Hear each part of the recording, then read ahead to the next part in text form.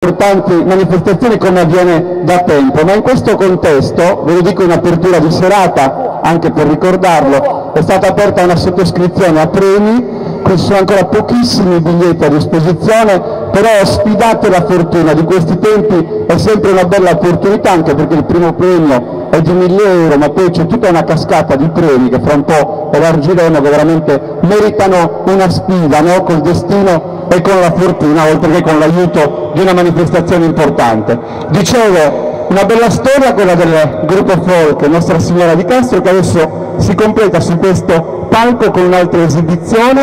un altro ballo, su Dillu, ancora una volta accompagnato da Carlo Volt.